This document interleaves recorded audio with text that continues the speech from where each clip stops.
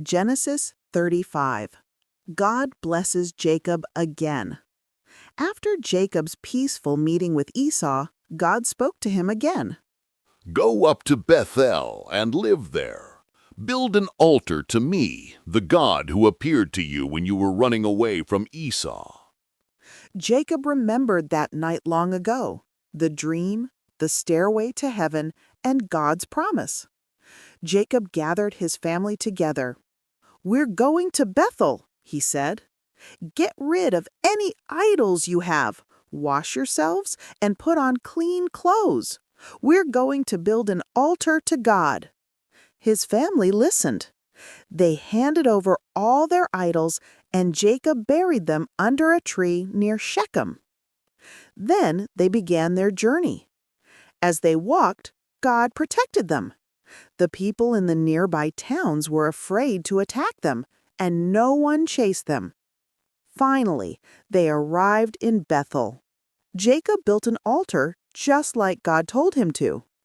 There, God appeared to Jacob again and said, Your name is Jacob, but you will no longer be called Jacob. Your name will be Israel. God blessed him and said, I am God Almighty. Be fruitful and increase in number. A nation and a community of nations will come from you. Kings will be among your descendants. The land I gave to Abraham and Isaac, I now give to you, and I will give it to your children after you. Jacob's heart was full of awe. He set up a stone pillar where God had spoken to him.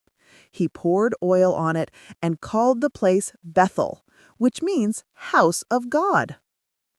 Not long after, Jacob and his family traveled again. But something very sad happened on the road.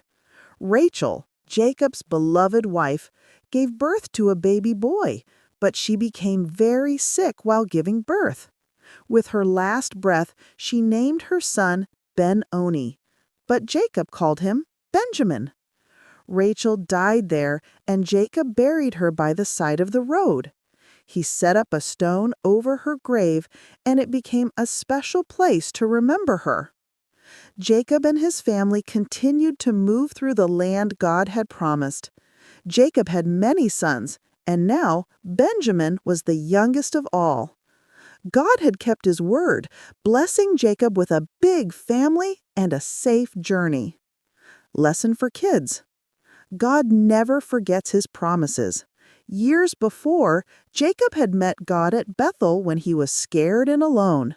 Now, God brought him back there to bless him again. God was with Jacob in good times and sad times. We can trust that God is always with us, keeping his promises every step of the way. The end.